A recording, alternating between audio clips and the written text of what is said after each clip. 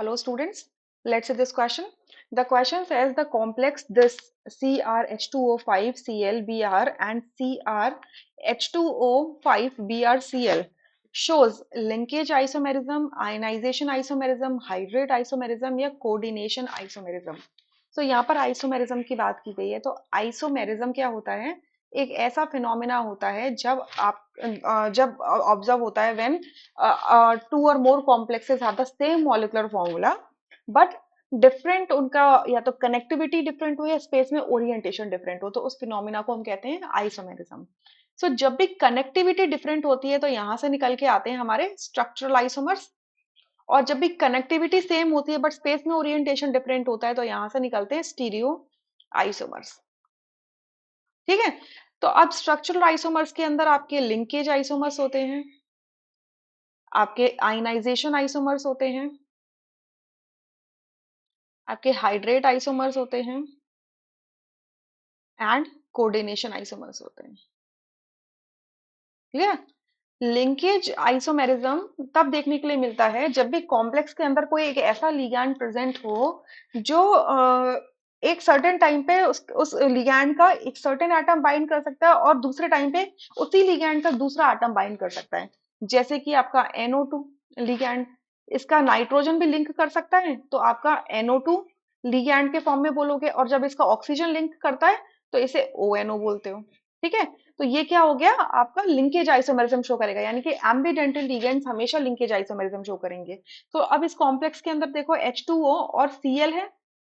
H2O आपका unidentate ligand है और ये एम्बिडेंट नहीं है। Cl भी आपका मोनोडेंटेड लिगेंड है और आपका एम्बिडेंट भी नहीं है।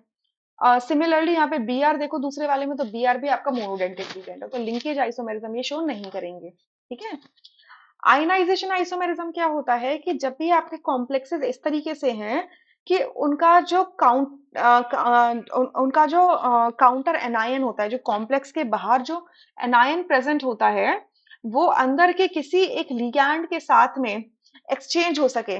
ये तभी हो सकता है जो वो एक पोटेंशियल लिगैंड हो सकता है। ठीक है, तो अगर आपका काउंटर एनायन कॉम्प्लेक्स के अंदर के लिगैंड को एक्सचेंज करता है और खुद एक लिगैंड की तरह बिहेव करता है और लिगैंड को बाहर भेज देता है, तो उस केस में आपका आयनाइजेशन आइसोमेरिज्म होता है। तो अब देखिए यहाँ से इन कॉम्प्लेक्स के बाहर जो काउंटर एनायन है वो आपका ब्रोमाइड है इसमें, और इसमें क्लोराइड है। ठीक है, सो ब्रोमाइड क्या कर सकता है, क्लोराइड के साथ एक्सचेंज होकर अंदर जा सकता है। तो देखो अंदर जाके एक्सचेंज हो गया तो आपको यही वाला तो कॉम्प्लेक्स मिल रहा है। 5 H2O तो एज इट इज एसिड है, chromium chromium as it is है, यानी कि ये दो कॉम्प्लेक्सेस लिंकेज आइसोमेरिज्म शो कर रहे हैं। ठीक है, हाइड्रेट आइसोमेरिज्म क्या होता है, एक टाइप का आयनाइजेशन आइसोमेरिज्म ही होता है, लेकिन इसमें आपका इसमें वाटर एज अ सॉल्वेंट बहुत बड़ा रोल प्ले करता है। इसके अंदर क्या होता है कि आपका वाटर प्रेजेंट होता है एज अ लिगेंड या फिर एज अ हाइड्रेट मॉलिक्यूल। मतलब जैसे जो कॉम्प्लेक्स है जिसमें वाटर लिगैंड की तरह प्रेजेंट होता है और किसी भी वो काउंटर एनायन के साथ में एक्सचेंज होके उसका हाइड्रेट कॉम्प्लेक्स दे सकता है, सो उसको हम कहते हैं आपका हाइड्रेट आइसोमर। अब जैसे कि एक एग्जांपल ले लिया जाए इसके लिए, अगर मैं क्रोमियम का ये कॉम्प्लेक्स ले लूं, H2O 6 कॉम्प्लेक्स ले लूं और इसके बाहर Cl लगा दूं।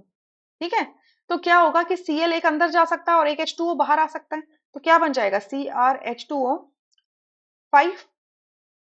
ठीक है, और एक Cl अंदर पहुंच गया और 2 Cl बाहर रह गए और एक H2O के फॉर्म में आ गया। तो अब ये वाटर क्या है, कोऑर्डिनेशन स्फीयर से बाहर आ गया, अब ये वाटर क्रिस्टलाइजेशन के फॉर्म में प्रेजेंट है।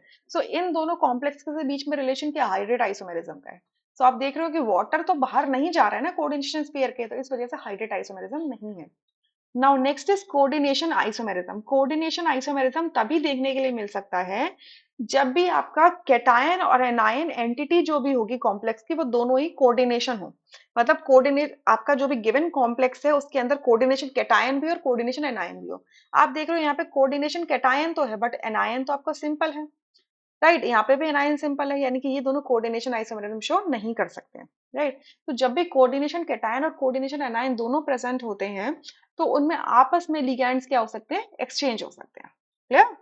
सो इस पूरे क्वेश्चन में एक ही ऑप्शन करेक्ट है, that is second, rest options are incorrect. इसका रेफरेंस ले लेते हैं 12th क्लास के एनसीईआरटी पार्ट 1 में जाएंगे आप, 23-24 के एडिशन देखेंगे, पेज नंबर 127 से देखना स्टार्ट करेंगे तो सारे आइसोमेरिज्म अच्छे तरह से एक्सप्लेन किए गए हैं।